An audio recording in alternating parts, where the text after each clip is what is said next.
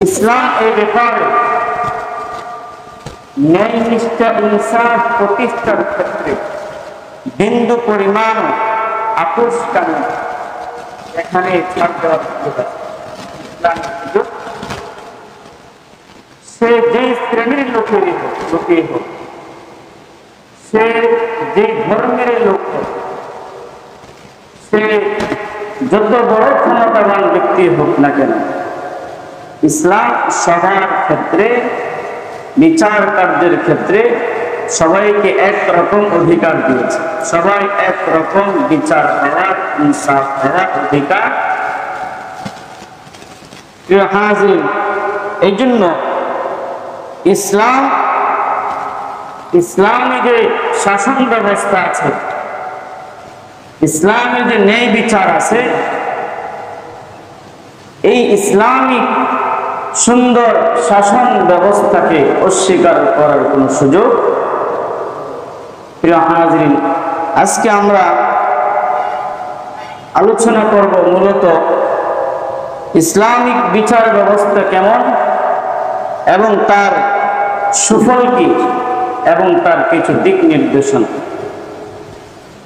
প্রিয় হাজিরিন, ইসলাম প্রথমত ন্যায় বিচার করাকে ফরজ করে দিয়েছে। কি ফরজ?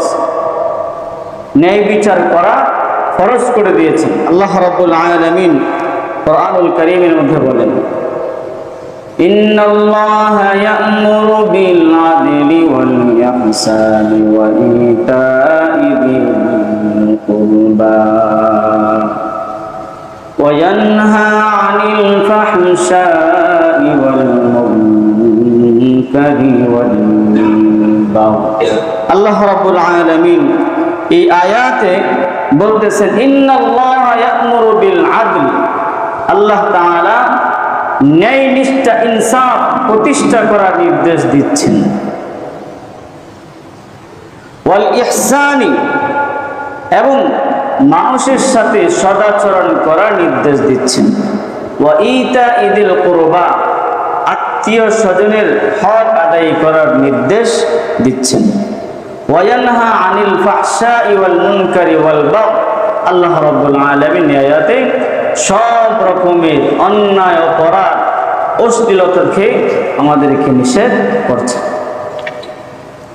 অন্যায় আল্লাহ রাব্বুল আলামিন বলেন, ওয়াস্তাকিম কামা উমিরতা ওয়া লা তাত্তাবি' আহওয়াআহুম وقل آمنت بما أنزل الله من كتاب وأمرت لأعدل بينكم الله ربنا وربكم لنا أعمالنا ولكم أعمالكم الله رب العالمين বলেন, ওয়াস্তাকিম কামা উমিরতা, তোমাকে যে আদেশ করা হয়েছে তার উপর তুমি অটল থাকো।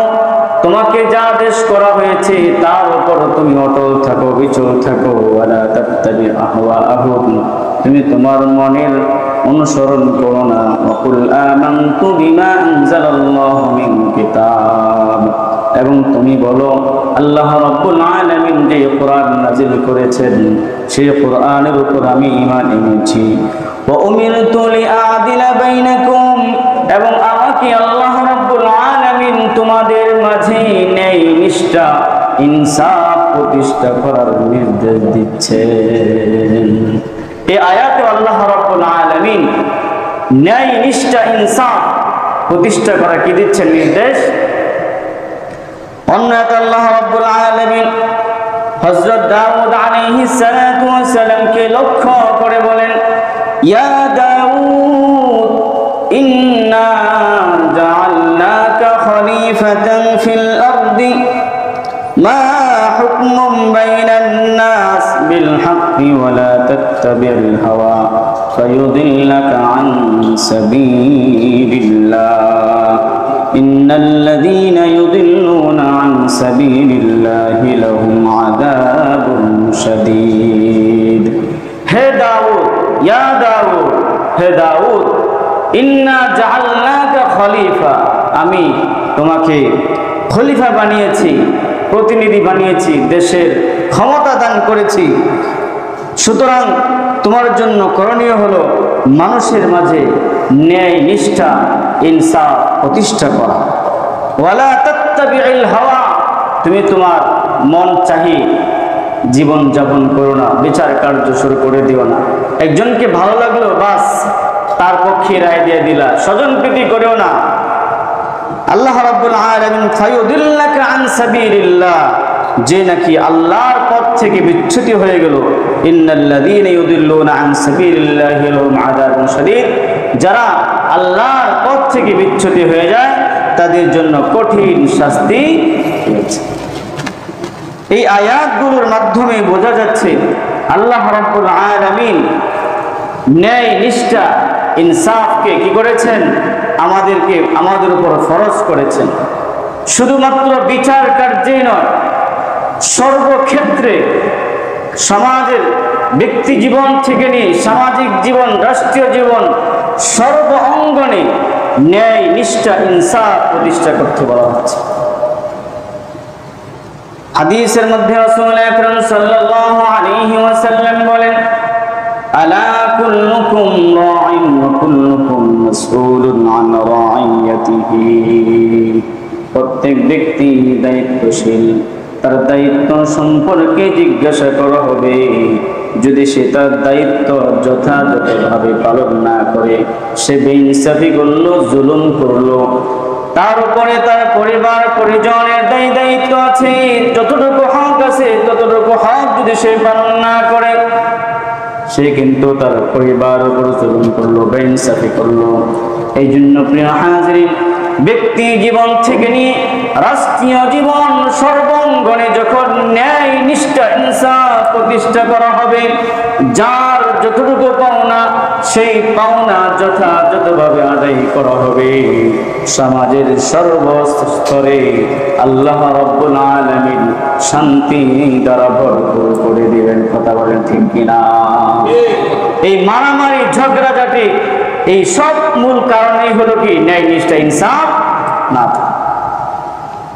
দুইজনের মধ্যে মারামারি, হক নিয়ে একজনের হক ঠিক মতো আদায় করে না, এই কারণে মারামারি ঝগড়াঝাটি, একজনের হক আরেকজনের নষ্ট করতেছে। প্রিয় হাজিরিন, এই জন্য আল্লাহ রাব্বুল আলামিন ন্যায় নিষ্ঠা ইনসাফ প্রতিষ্ঠা করাকে আমাদের উপর কি করে দিয়েছেন, ফরজ করে দিয়েছেন।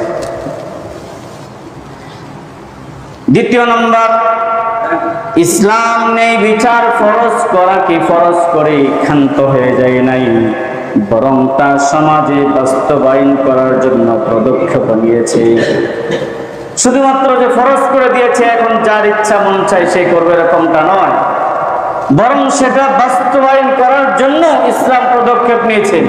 এই জন্য প্রিয় হাজিরিন, সমাজের মধ্যে সমাজে দুই শ্রেণীর মানুষ থাকে। কিছু মানুষ আছে যারা আপনার ইসলাম যেভাবে বলেছে, যা যা করতে বলেছে ইনসাফ মতো সব কিছু পরিচালনা করেন। আরেক শ্রেণীর মানুষ আছে, সে ইসলামকে পাত্তাই দেয় না, সে তার মতো করে মন যা চায় তাই করে। তাদের জন্য রয়েছে কঠিন শাস্তির ব্যবস্থা। প্রিয় হাজিরিন, যেরকম ভাবে আল্লাহ রাব্বুল আলামিন চোরের শাস্তির কথা বলেছেন, এরকম ভাবে কেউ যদি জিনা করে জিনার শাস্তির কথা বলেছেন, কেউ যদি কারো মাল আত্মসাৎ করে তার শাস্তির কথা বলেছেন। যদি প্রিয় হাজিরিন যথাযথ শাস্তি প্রয়োগ করা হয়, ন্যায় নিষ্ঠা ইনসাফ কায়েম করা হয়, কোনো ধরনের স্বজনপ্রীতি করা হয় না, আত্মীয়তার দিকে লক্ষ্য করা হয় না, প্রভাব প্রতিপত্তির দিকে লক্ষ্য করা হয় না, সে যদি অপরাধী হয়, যদি যথাযথ শাস্তি প্রয়োগ করা হয়, অপরাধ কমবে না বাড়বে। এই জন্য ইসলামের দ্বিতীয় নির্দেশনা হলো, ইসলাম শুধুমাত্র ন্যায় নিষ্ঠা ইনসাফকে ফরজ করেই ক্ষান্ত হয়ে যায় নাই, বরং তা বাস্তবায়ন করার সিস্টেম রেখে দিয়েছে। তৃতীয় নম্বর, ন্যায় বিচার প্রতিষ্ঠায় ইসলাম স্বজন প্রীতির কোনো প্রশ্রয় দেয় নাই। রাসূল আকরাম সাল্লাল্লাহু আলাইহি ওয়াসাল্লামের জামানায় আল্লাহর হাবিব সাল্লাল্লাহু আলাইহি ওয়াসাল্লাম যখন মক্কা বিজয় করলেন, মক্কা বিজয়ের সময় মাখজুম গোত্রের এক মহিলা চুরির কাজে জড়িয়ে পড়ল। মাখজুম গোত্র হলো কুরাইশেরই একটা সম্ভ্রান্ত শাখা, কুরাইশ বংশেরই একটা সম্ভ্রান্ত শাখা।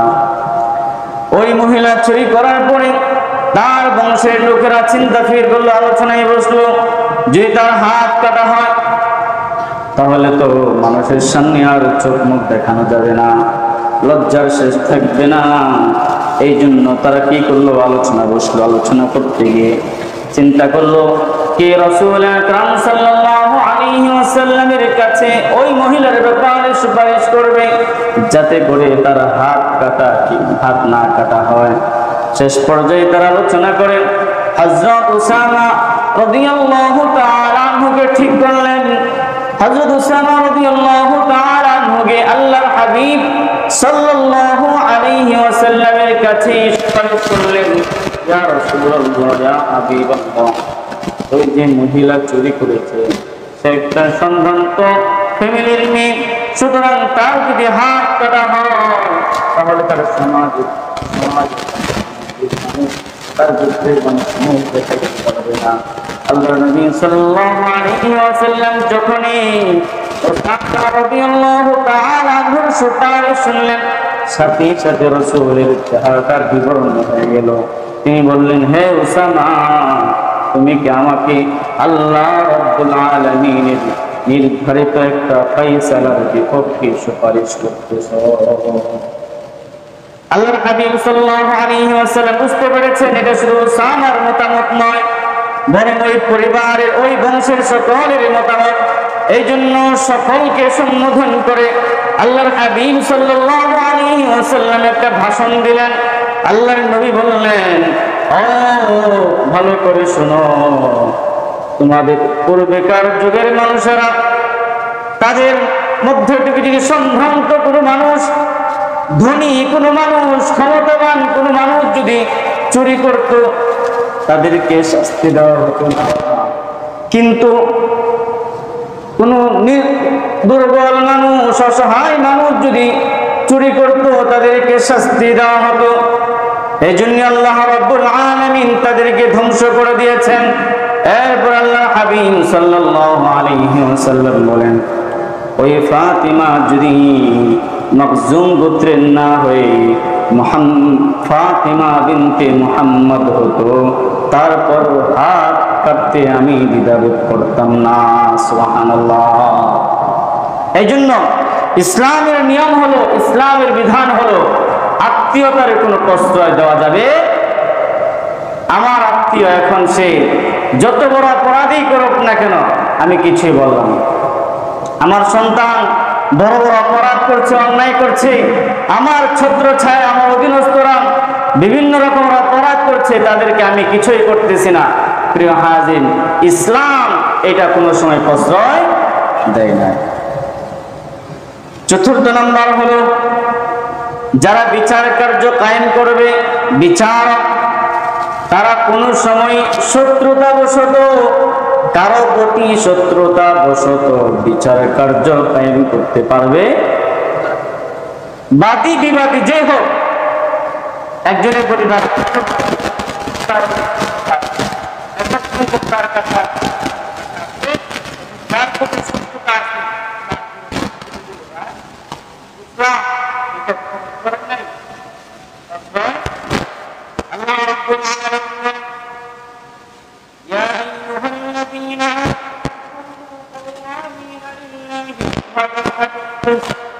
ولا يجرمنكم شنآن قوم على ألا تعدلوا اعدلوا هو أقرب للتقوى واتقوا الله إن الله خبير بما تعملون। আল্লাহ বলতেছেন, হে ঈমানদারগণ, তোমরা আল্লাহর উদ্দেশ্যে ন্যায় সাক্ষ্য দান করো। আমানু কুনু কাওয়ামিনা লিল্লাহি শুহাদা, তোমরা যখন সাক্ষ্য প্রদান করবা তখন মিথ্যা সাক্ষ্য দিও না। আল্লাহর উদ্দেশ্যে যেটা ন্যায় সাক্ষ্য, সেই সাক্ষ্য তুমি করো, প্রদান করো। এরপর আল্লাহ বলতেছেন ولا يجرمنكم شنآن قوم على ألا تعدلوا اعدلوا هو أقرب للتقوى তুমি এরকম কোন সাক্ষ্য দিও না যাতে করে সুবিচার করতে গিয়ে তোমার সমস্যা তৈরি হয়, যাতে সঠিক বিচারটা আসে না এমন ভাবে তুমি কি দিও না, সাক্ষ্য দিও। এই জন্য প্রিয় হাজরিন, ইসলাম কোন সময় এই সুযোগ দেয় নাই অমুকের প্রতি শত্রুতা আছে, একজন কি করলাম আমি দাঁড় করায় দিলাম কি সাক্ষীর ক্ষেত্রে, যিনি ওই সময় জন্মই গ্রহণ করেন। যুদ্ধাপরাধী বলে আমি কি করলাম তাকে দাঁড় করালাম, উনি যুদ্ধাপরাধী, এখন সে যে যুদ্ধাপরাধী আসলেই যুদ্ধাপরাধী না, এখন তো সাক্ষী লাগবে যুদ্ধাপরাধী সাব্যস্ত হওয়ার জন্য। এমন একজন ব্যক্তিকে আমি কি করলাম তার বিরুদ্ধে দাঁড় করালাম, আসলে সে তখন তার কি হয় নাই, আমাকে সাক্ষী দিবে। সাক্ষী দেওয়ার জন্য শর্ত হলো সে শর্ত কি করতে হবে, কিন্তু তার তো জন্মই গ্রহণ করে নাই, হয়তো কোনো কারণে টাকার লোক বিভিন্ন কারণে।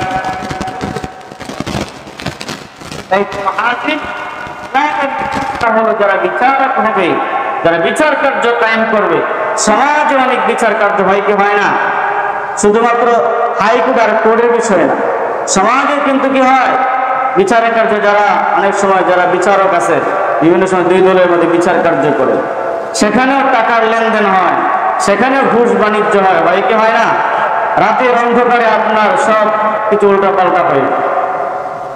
এই জন্য প্রিয় হাজরিন, শত্রুতা বশত কাহার বিরুদ্ধে ফয়সালা দেওয়া যাবে। পঞ্চম নম্বর হলো রাগান্বিত অবস্থায় বিচার কার্য পরিচালনা করা যাবে না। খুব রাগ উঠছে, মনে করেন আলোচনা চলতেছে, খুব রাগ উঠছে, এই মুহূর্তে একটা রায় দেবে। হযরত ওমর ফারুক রাদিয়াল্লাহু তাআলা আনহু উনার কাজী বিচারক কাজী শুরাই রাহমাতুল্লাহি আলাইহির কাছে তিনি যখন একটা ফরমান পাঠালেন, তখন তিনি লিখে দিলেন, তুমি যখন বিচার কার্য কায়েম করবে তখন পরস্পরের মাঝে দর কষাকষি করবে না, অন্য কোনো কাজে ব্যস্ত থাকবে না, রাগান্বিত অবস্থায় দুই ব্যক্তির মধ্যে ফাইনাল চূড়ান্ত কোনো রায় দিবে। কারণ রাগের মাথায় মানুষের কি থাকে না, মাথা ঠিক থাকে না। তুমি রাগের মাথায় এমন কোন ফায়সালা দিয়ে বসবে, রায় দিয়ে বসবে, দেখা যাবে আসলে এটা হওয়ার দরকার ছিল না, অন্যটা হওয়ার দরকার ছিল। এই জন্য রাসূল আকরাম সাল্লাল্লাহু আলাইহি ওয়াসাল্লাম বলেছেন, রাগান্বিত অবস্থায় বা অন্য কোনো কাজে ব্যস্ত আছে তখনও কোনো কাজে, কোনো বিচার কাজে কি করা যাবে না, ফায়সালা করা যাবে, ঠান্ডা মাথায় ফায়সালা করতে হবে। প্রিয় হাজরিন, আল্লাহর হাবিব সাল্লাল্লাহু আলাইহি ওয়াসাল্লাম কেমন ন্যায় বিচারক ছিলেন। আল্লাহর হাবিব সাল্লাল্লাহু আলাইহি ওয়াসাল্লাম বদর যুদ্ধের জন্য সাহাবীদের কাতার সোজা করছেন। রাসূল আকরাম সাল্লাল্লাহু আলাইহি ওয়াসাল্লামের হাতে একটা তীর এরকম ভাবে সাহাবীদের কাতার সোজা করছেন। এক সাহাবী সাওয়াদ বিন দাকিয়া রাদিয়াল্লাহু তাআলা আনহুর পেটে তীরটা একটু লেগে গেল, সাথে সাথে ওই সাহাবী বললেন, ইয়া রাসূলুল্লাহ, আপনি আমাকে কষ্ট দিয়েছেন, সুতরাং আমি প্রতিশোধ নিব। আল্লাহর হাবিব সাল্লাল্লাহু আলাইহি ওয়াসাল্লাম কোনো কথা না বলে সাথে সাথে কাপড়টা উঠিয়ে পেটটা খুলে দিলেন, বললেন, না, তুমি তোমার প্রতিশোধ গ্রহণ করো। ওই সাহাবী আসলে প্রতিশোধ নেওয়ার উদ্দেশ্য ছিল না, আল্লাহর হাবিব সাল্লাল্লাহু আলাইহি ওয়াসাল্লামকে এবং তাকে প্রতিশোধকে শুনাইলেন। আল্লাহর হাবিব সাল্লাল্লাহু আলাইহি ওয়াসাল্লাম তার জন্য কল্যাণের দোয়া করে দিলেন। সুবহানাল্লাহ। এই ছিল রাসূলের ইনসাফ। আমি যদি হই, আমরা যদি সামান্য একটু ক্ষমতা পাই, তার সঙ্গে হযরত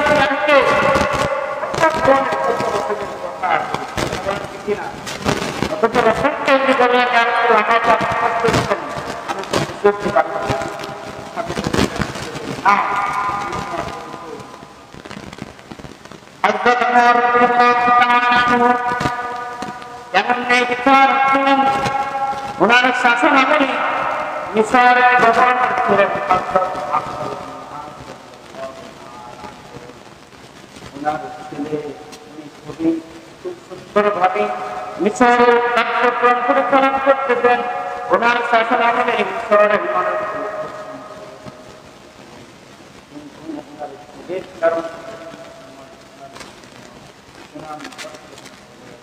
এক পর্যায়ে ওনার ছেলে এক খ্রিস্টানের ছেলেকে চাবুক দ্বারা আঘাত করেছে।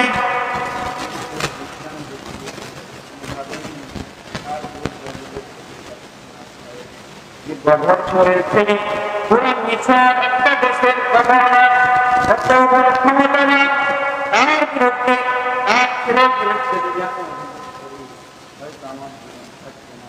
আমি যখন আমার এই ভয়ে উনি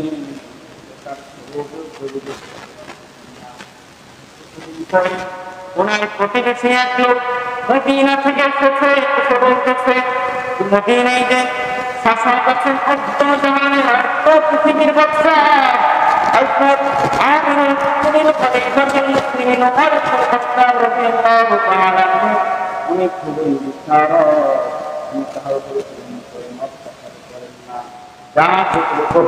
তিনি আদায় করেন, তিনি আশ্বাস দেন খ্রিস্টান ব্যক্তি ওমর ইবনুল খাত্তাব রাদিয়াল্লাহু তাআলা আনহু দরবারে গিয়ে অভিযোগ করলেন,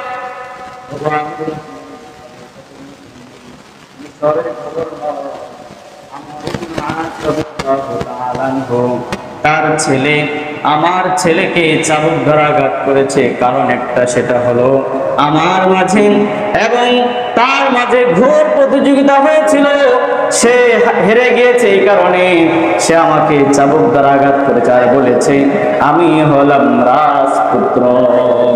আমর ইবনুল আস রাদিয়াল্লাহু তাআলা আনহু ছেলে বলল চাবুক দ্বারা আঘাত করছে, আবার বলতেছে আমি কি রাজপুত্র। আমর ইবনুল খাত্তাব রাদিয়াল্লাহু তাআলা যখন এই অভিযোগ শুনলেন, সাথে সাথে ওই মিশর থেকে আমর ইবনুল আস রাদিয়াল্লাহু তাআলা এবং তার ছেলেকে ডেকে আনলেন। ডেকে এনে জিজ্ঞাসা করলেন, সবকিছু সাক্ষী দিয়ে সাক্ষী প্রমাণ দ্বারা প্রমাণিত হলো আমর ইবনুল আস রাদিয়াল্লাহু তাআলা ছেলে সত্যিকার অর্থে দোষী। তখন ওই খ্রিস্টান ব্যক্তির ছেলেকে বলল, তোমাকে সে যেভাবে আঘাত করেছে তুমিও তাকে ততটুকু আঘাত করো। সুবহানাল্লাহ। এই ছিল রাসূল আকরাম সাল্লাল্লাহু আলাইহি ওয়াসাল্লামের বিচার ব্যবস্থা এবং হযরত ওমর ইবনুল খাত্তাব রাদিয়াল্লাহু তাআলা আনহুর বিচার ব্যবস্থা। এরপর ওমর ইবনুল খাত্তাব রাদিয়াল্লাহু তাআলা আনহু আমর ইবনুল আস রাদিয়াল্লাহু তাআলা আনহুকে সম্বোধন করে বললেন, তোমরা কি প্রজাদেরকে তোমাদের গোলাম বানিয়ে নিছ? তোমরা কি তোমাদের প্রজাদেরকে তোমাদের গোলাম বানিয়ে রেখেছ? অথচ প্রজারা তোমাদের গোলাম নয়, তোমরাই হলে দেশের জনগণের সেবক। যখন একজন শাসক, একজন কর্মী, একজন মেম্বার, চেয়ারম্যান, এমপি, মন্ত্রী, সে যদি মনে করে আমি তো এখন মাশাআল্লাহ অনেক ক্ষমতা পাই গেছে, আমার চেয়ে বড় ক্ষমতা পান কে, তখন সে কি করবে? মানুষের উপর জুলুম করবে, অত্যাচার করবে। আর যদি মনে করে না আমি মানুষের সেবক, আমি জনগণের সেবক, মানুষের সামনে বলি উড়ায় জনগণের সেবা করার জন্য আমাকে সুযোগ দিন, কিন্তু তার কাজকর্মে কোনোটাই সেবার কিছুই পাওয়া যায় না। প্রিয় হাজরিন,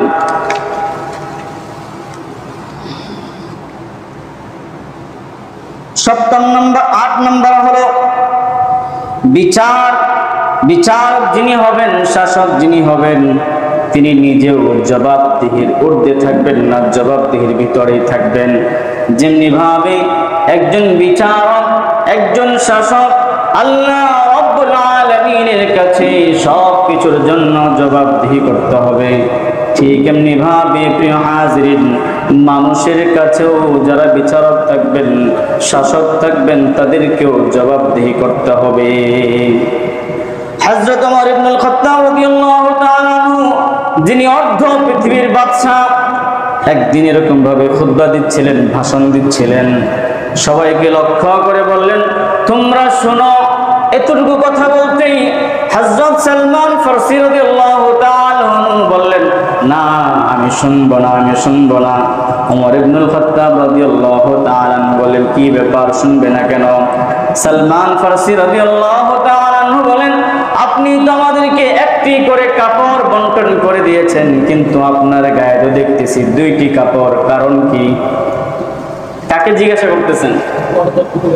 অর্ধ পৃথিবীর বাদশা, জবাবদিহি, মানুষের সামনে জবাবদিহি করতেছেন, একজন অর্ধ জাহানের বাদশা। আর আজকে যদি আমার এই এলাকার যদি সামান্য একজন ক্ষমতাবান ব্যক্তিকে জবাবদিহির কথা বলা হয়, আপনার কাছে জবাবদিহি করবো কেন? আপনি কে? আপনি কোথায় থেকে এসেছেন? আপনি ছিলেন আমি কে? ওমর ইবনুল খাত্তাব রাদিয়াল্লাহু তাআলা আনহুকে যখন জিজ্ঞাসা করা হলো, আমাদেরকে একটি করে কাপড় দিয়েছেন, আপনার গায়ে দুটি কাপড় কেন? উনি রাগ করলেন না, উনি ওনার ছেলেকে লক্ষ্য করে বললেন, ও আব্দুল্লাহ, দ্বিতীয় কাপড়টি কি তোমার দেওয়া কাপড় নয়? কি বলতেছেন? প্রথম কাপড়টা তো আমি এমনি পাইছি ভাগ হিসাবে, আর দ্বিতীয় যে কাপড়টা আছে এটা কি তুমি আমাকে দাও নাই? জনগণের সামনে জবাবদিহি করতেছেন, প্রথম কাপড়টা এটা আমি একটা পাইছি, সবাই যা পাইছে একটা করে আমি একটা পাইছি, আর দ্বিতীয় যে কাপড়টা সেটা আমার ছেলে আব্দুল্লাহ, সে তার কাপড়টা আমাকে দিয়ে দিয়েছে আমি লুঙ্গি হিসেবে ব্যবহার করার জন্য। সুবহানাল্লাহ।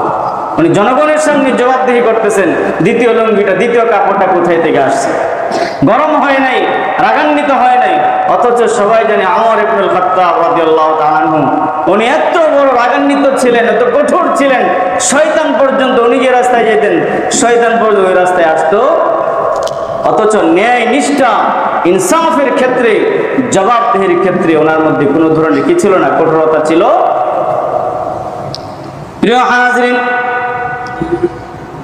ন্যায় নিষ্ঠা ইনসাফের ক্ষেত্রে শুধুমাত্র যে মুসলমানের মাঝেই ন্যায় নিষ্ঠা ইনসাফ প্রতিষ্ঠা করবে এরকম নয়, বরং যেই ধর্মেরই হোক না কেন, যেই বর্ণেরই হোক না কেন, যেই শ্রেণীরই হোক না কেন, সেই ন্যায় নিষ্ঠা ইনসাফ পাওয়ার অধিকার রাখে।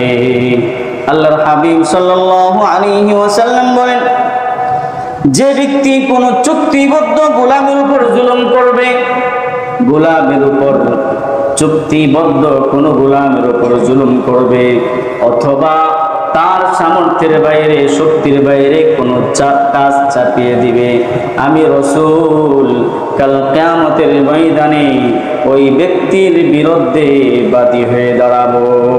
সুবহানাল্লাহ। এই জন্য শুধুমাত্র যে আমি মুসলমান, তা মুসলমান হলেও তো স্বজনপ্রীতি হয়ে গেল, সাম্প্রদায়িকতা হয়ে গেল, কথা বলা ঠিক কিনা? এই জন্য প্রিয় হাজির, ইসলাম সাম্প্রদায়িকতা কি করেন না, পছন্দ করেন না।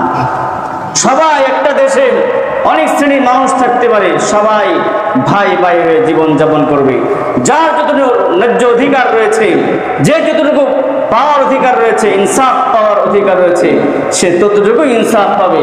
ইসলাম এটা সুযোগ দেয় নাই সে অন্য ধর্মের, সে অন্য জাতির, সে অন্য গোত্রের, সুতরাং তার উপর জুলুম করো, অত্যাচার করো, অন্যায়ভাবে তাকে কষ্ট দাও, এই সুযোগ ইসলামে। সবার মাঝে সমানভাবে ইনসাফ প্রতিষ্ঠা করতে হবে।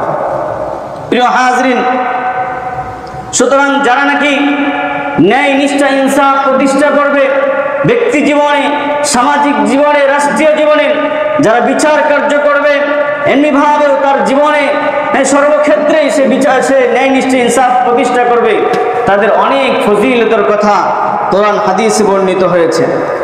আল্লাহর হাবিব সাল্লাল্লাহু আলাইহি ওয়াসাল্লাম বলেন, বিচারক তিন প্রকার। কয় প্রকার? তিন প্রকার। এক প্রকারের বিচারক হলো যারা জেনে শুনে সবকিছু বুঝে শুনে যেটা সত্য সত্য নেই বিচার করে, আল্লাহর হাবিব বলেন তারা হলো জান্নাতি। সুবহানাল্লাহ। আর দ্বিতীয় প্রকারের ব্যক্তি হলো সে জানে বুঝে, সব বুঝে, সে অপরাধী না, তারপরেও তার বিরুদ্ধে রায় দিয়ে দিল, সেও জাহান্নামী। তৃতীয় প্রকার ব্যক্তি হলো সে কিছুই জানে না, গবেষণা করলো না, সাক্ষী আনলো না, কোন ধরনের তদন্ত করলো না, একজনের বিরুদ্ধে রায় দিয়ে দিল, ওই ব্যক্তি, ওই বিচারক জাহান্নামী। তাহলে 3 প্রকার বিচারকের মধ্যে শুধুমাত্র 1 প্রকার বিচারকই জান্নাতি, যারা জেনে বুঝে সত্য যেটা ন্যায়ের পক্ষে যে আছে তার পক্ষে কি দেয় রায়, সঠিক রায় দেয়, ন্যায় ইনসাফ প্রতিষ্ঠা করে, সে জান্নাতি। আর বাকি যে 2 প্রকার রয়েছে, সে জানে কে দোষী কে নির্দোষী, তারপরেও নির্দোষ ব্যক্তিকে দোষী বানায় রায় দিয়ে দেয়, সেই জাহান্নামী। এরকম ভাবে সে তদন্ত করলো না, কোনো ভাবলো না, চিন্তাও করলো না, একজনের বিরুদ্ধে রায় দিয়ে দিল, সেও কি জাহান্নাম। তাহলে বোঝা গেল যে সমস্ত বিচারকরা ন্যায় নিষ্ঠা ইনসাফ প্রতিষ্ঠা করবে, সঠিকভাবে বিচার কার্য কায়েম করবে, সততার সাথে কাজ করবে, আল্লাহ রাব্বুল আলামিন তাদের কি দিবেন? জান্নাত দান করবেন। দ্বিতীয় নম্বর হলো ন্যায় বিচার দীর্ঘ দিনের ইবাদতের চেয়ে উত্তম এবং জুলুম দীর্ঘ দিনের গুনাহের চেয়েও ভয়াবহ। আল্লাহর হাবিব সাল্লাল্লাহু আলাইহি ওয়াসাল্লাম বলেন, 1 মুহূর্তের ন্যায় বিচার 60 বছর ইবাদতের চেয়ে উত্তম, সুবহানাল্লাহ। আর 1 দিনের জুলুম 60 বছর গুনাহের চেয়েও মারাত্মক। এই জন্য মানুষের উপর জুলুম করা যাবে না, অত্যাচার করা যাবে না। যদি আমরা ন্যায় নিষ্ঠা ইনসাফ প্রতিষ্ঠা করতে পারি, সঠিক যেটা সেটাই যদি করতে পারি, আল্লাহর হাবিব বলেন আমাদেরকে আল্লাহ তাআলা 60 বছর ইবাদত করলে যে সব, সে সব দান করবেন, সুবহানাল্লাহ। তৃতীয় নম্বর হলো যারা ইনসাফগার, ইনসাফ কায়েম করে, ন্যায় নিষ্ঠা ইনসাফ কায়েম করেন, আল্লাহ রাব্বুল আলামিন তাদেরকে ভালোবাসেন। আল্লাহ বলেন, ওয়া ইন হাকামতা ফাহকুম বাইনান নাসি বিল হক ফাহকুম বাইনাহুম বিল কিসত ইন্নাল্লাহা ইউহিব্বুল মুকসিতিন। আল্লাহ বলতেছেন, ওয়া ইন হাকামতা ফাহকুম বাইনাহুম, তুমি তাদের মাঝে বিচার কার্য করবে, কি করবে? ন্যায় নিষ্ঠা ইনসাফের সাথে, বিল কিসত। তুমি যখন মানুষের মাঝে বিচার কার্য কায়েম করবে, ইনসাফের সাথে করবে, কারণ ইন্নাল্লাহা ইউহিব্বুল মুকসিতিন, আল্লাহ রাব্বুল আলামিন ন্যায় নিষ্ঠা ইনসাফকারীদের কি করেন? ভালোবাসেন। চতুর্থ নম্বর ফজিলত হলো যারা ন্যায়পরায়ণ বিচারক হয়, আল্লাহ রাব্বুল আলামিনের পক্ষ থেকে তারা সাহায্য প্রাপ্ত হয়। আল্লাহর হাবিব সাল্লাল্লাহু আলাইহি ওয়াসাল্লাম বলেন, আল্লাহ তাআলা একজন বিচারকের সাথে ততক্ষণ পর্যন্ত থাকেন, ততক্ষণ পর্যন্ত তাকে সাহায্য করতে থাকেন, যতক্ষণ পর্যন্ত সে ন্যায় বিচার করে, ন্যায় নিষ্ঠা ইনসাফ প্রতিষ্ঠা করে। যখনই সে জুলুম অত্যাচার শুরু করতে থাকে, আল্লাহ রাব্বুল আলামিন তার থেকে পৃথক হয়ে যায়, শয়তান এসে তার বন্ধু হয়ে যায়। তখন এরকম একবার আল্লাহওয়ালা মানুষকেও দোষী বানাইতে তার দিল কাঁপে না, কথা বলেন ঠিক কিনা? আছে কিনা এরকম? যখন শয়তানের বন্ধু হয়ে যায়, যিনি সমাজের লক্ষ লক্ষ কোটি কোটি মানুষ যাকে চিনে জানে ভালোবাসে, এরকম একজন মানুষকে দোষী বানায়, কি করে? বছরের পর বছর জেল খাটায়। ওই যে শয়তান বন্ধু হয়ে গেছে, এখন ভালো মন্দ বিচার করা কি থাকে না, শক্তি থাকে। পঞ্চম নম্বর ফজিলত হলো যারা ন্যায় বিচারক হয়, কাল কিয়ামতের ময়দানে আল্লাহ রাব্বুল আলামিন তাদেরকে আরশের ছায়ার নিচে জায়গা দান করবেন। আল্লাহর হাবিব সাল্লাল্লাহু আলাইহি ওয়াসাল্লাম বলেন, সাবআতু ইউদিল্লুহুমুল্লাহু ফি দিল্লিহি ইয়াওমা লা দিল্লা ইল্লা দিল্লুহু আল ইমামুল আদিল। 7 শ্রেণীর মানুষ এমন আছে, কাল কিয়ামতের কঠিন মুহূর্তে মানুষ যখন খুবই কঠিন অবস্থা হবে, সেই মুহূর্তে 7 শ্রেণীর মানুষকে আল্লাহ তাআলা আরশের ছায়ার নিচে জায়গা দান করবেন। এর মধ্যে এক ব্যক্তি হলো আল ইমামুল আদিল, যে ন্যায় বিচারক হবে, ন্যায় বিচারক বাদশাহ, ন্যায় বিচারক শাসক, ন্যায় বিচারক যিনি হবেন, আল্লাহ রাব্বুল আলামিন কাল কিয়ামতের কঠিন মুহূর্তে আরশের নিচে শীতাতপ নিয়ন্ত্রিত জায়গায় অবস্থান করার সুযোগ করে দিবেন, সুবহানাল্লাহ। সপ্তম নম্বর প্রিয় হাজির, যারা নাকি নেই পরায়ণ হবে তাদেরকে আল্লাহ রাব্বুল আলামিন কাল কিয়ামতের ময়দানে আল্লাহ তাআলার ডান পাশে নূরের মিম্বরে, নূরের চেয়ারে বসে মর্যাদা দান করবেন। সুবহানাল্লাহ। যারা ন্যায় নিষ্ঠা ইনসাফ কায়েম করবে প্রিয় হাজির, এই জন্য সেটা আমাদের সামাজিক জীবনে হতে পারে, রাষ্ট্রীয় অঙ্গনে হতে পারে, বিচার কার্যে হতে পারে, যে কোনো জায়গায় আমরা যদি ন্যায় নিষ্ঠা ইনসাফ কায়েম করি তাহলে এই ফজিলতগুলো আল্লাহ রাব্বুল আলামিন আমাদেরকে দান করবেন। প্রিয় হাজিরিন, যখন কোনো দেশে ন্যায় নিষ্ঠা ইনসাফ প্রতিষ্ঠা হবে তার অনেকগুলো সুফল রয়েছে। এক নাম্বার সুফল হলো, যখন কোনো সমাজে, রাষ্ট্রে ন্যায় নিষ্ঠা ইনসাফ কায়েম হবে সেই সমাজে, সেই রাষ্ট্রে আল্লাহ রাব্বুল আলামিনের রহমত, সকিনা, বরকত নাজিল হতে থাকবে। সুবহানাল্লাহ। দ্বিতীয় নম্বর ফজিলত হলো, যেই রাষ্ট্রের সমাজে ন্যায় নিষ্ঠা ইনসাফ কায়েম হবে আল্লাহ রাব্বুল আলামিন সেই রাষ্ট্র থেকে সব রকমের জুলুম অত্যাচারের দরজাগুলোকে বন্ধ করে দেবেন। সুবহানাল্লাহ। আর যদি সমাজে ন্যায় নিষ্ঠা ইনসাফ কায়েম না করা হয়, মন গড়া বিচার কার্য কায়েম করা হয়, স্বজন প্রীতি করা হয়, আত্মীয়তাকে প্রশ্রয় দেওয়া হয়, প্রভাব প্রতিপত্তির কাছে যদি দুর্বল হয়ে যায় তাহলে প্রিয় হাজির কি হবে? এক নম্বর কুফল হলো, যদি ন্যায় বিচার না করা হয়, ন্যায় নিষ্ঠা ইনসাফ প্রতিষ্ঠা না করা হয় তাহলে সমাজে জুলুম অত্যাচার বাড়বে না কমবে? বাড়বে। দ্বিতীয় নম্বর হলো, যদি ন্যায় নিষ্ঠা ইনসাফ কায়েম না করা হয় তাহলে সমাজে, রাষ্ট্রে বৈষম্য আরো দিন দিন কি করতে থাকবে? বাড়তে থাকবে। বৈষম্য কি জিনিস? সে অমুক গোত্রের, সে অমুক জাতির, সে অমুক ধর্মের, অমুক বর্ণের বলে বলে কি করা হবে? তাদের উপর জুলুম অত্যাচার করা হবে। তৃতীয় নম্বর হলো, যেই দেশে ন্যায় নিষ্ঠা ইনসাফ না থাকবে সেই দেশে আল্লাহ রাব্বুল আলামিন বিভিন্ন ধরনের আযাব গজব নাজিল করবেন। নাউযুবিল্লাহি মিন যালিক। এই জন্য আমাদের সামাজিক পর্যায় থেকে নিয়ে সর্বাঙ্গনে রাষ্ট্রীয় অঙ্গন পর্যন্ত ন্যায় নিষ্ঠা ইনসাফ কায়েম করতে হবে। কাহারো কাছে মাথা নত করা যাবে না, কাহারো কাছে দুর্বল হওয়া যাবে না, কাউকে প্রশ্রয় দেওয়া যাবে। এখন বিষয় হলো, কিভাবে সমাজে, দেশে ন্যায় নিষ্ঠা ইনসাফ কায়েম করা সম্ভব? দেশে বা সমাজে ন্যায় নিষ্ঠা ইনসাফ কায়েম করা তখনই সম্ভব হবে যখন সমাজে ইসলামী ভ্রাতৃত্ববোধ কায়েম হবে। যদি মনে করা হয় আমরা সবাই ভাই ভাই ভাই, আমরা সবাই কি প্রকৃতই যারা নিজেকে একে অপরকে ভাই ভাই মনে করে কখনোই এক ভাইয়ের ক্ষতি আরেকজন করতে পারে?